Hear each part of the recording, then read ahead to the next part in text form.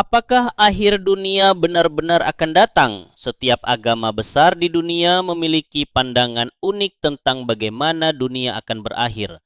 Dalam video ini kita akan membahas bagaimana Islam, Kristen, Hindu, Buddha, dan Yahudi menggambarkan akhir zaman menurut ajaran dan kitab suci mereka. Mari kita mulai dari Islam. 1. Islam. Dalam Islam, akhir zaman disebut Yaumul Qiyamah atau hari kiamat. Ajaran ini dijelaskan dalam Al-Quran dan hadis. Tanda-tandanya terbagi dua, tanda kecil dan tanda besar. Tanda kecil meliputi banyaknya kejahatan, rusaknya moral, dan fitnah di mana-mana. Tanda besar meliputi munculnya Dajjal, turunnya Nabi Isa, kemunculan Ya'juj dan Ma'juj, serta terbitnya matahari dari barat. Setelah itu, dunia akan hancur. Semua manusia dibangkitkan untuk dihisap, dihitung amalnya.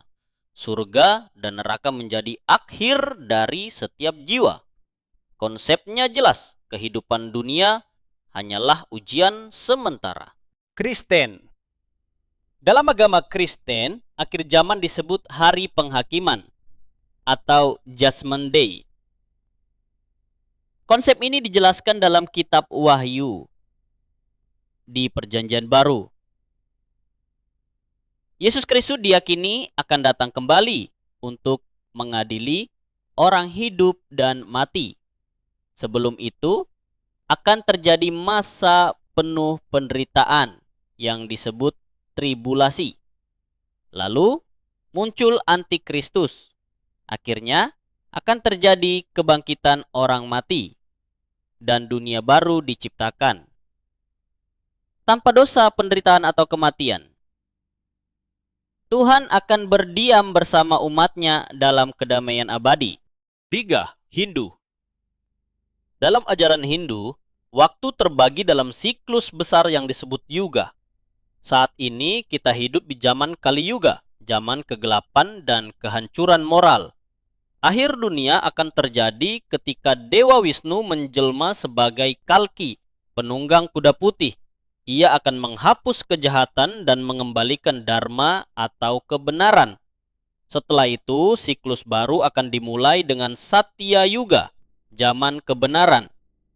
Jadi dalam Hindu, kiamat bukan akhir segalanya, tapi awal dari siklus baru. 4. Buddha. Buddha tidak mengajarkan kiamat dalam bentuk penghancuran total seperti di agama Abrahamik. Namun dalam beberapa teks Buddhis seperti Sutra Sakavati disebutkan bahwa moralitas manusia akan merosot. Manusia menjadi serakah, haus kekuasaan, dan dunia dipenuhi kekacauan.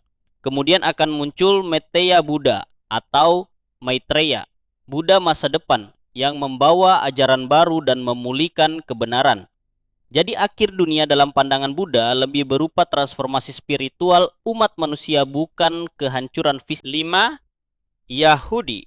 Dalam ajaran Yahudi, konsep akhir zaman disebut Olam Haba atau dunia yang akan datang. Mereka percaya akan datangnya Mesias yang akan membawa perdamaian dan membangun kembali bait suci di Yerusalem. Akan ada masa penderitaan sebelum kedatangan Mesias, disebut Chevlei Masiah, seperti rasa sakit sebelum kelahiran. Setelah itu akan ada kebangkitan orang mati, Tehiyat Hametim, dan masa damai di bumi. Namun, fokusnya lebih pada perbaikan dunia sekarang melalui kebaikan dan hukum Tuhan. Meski berbeda, ada benang merah dari semua kepercayaan. Dunia saat ini tidak abadi. Akan ada masa perubahan besar, baik fisik maupun spiritual.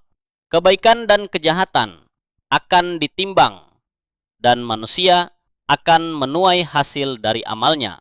Dalam Islam dan Kristen, kiamat adalah akhir total dan penghakiman. Dalam Hindu dan Buddha, kiamat adalah bagian dari siklus atau transformasi. Dalam Yahudi, fokusnya adalah harapan akan dunia yang lebih baik bersama Mesias.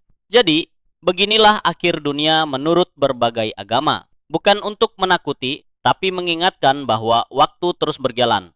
Dan kita adalah bagian dari cerita besar itu. Jika kamu suka konten seperti ini, jangan lupa subscribe, like, dan bagikan. Sampai jumpa di video berikutnya.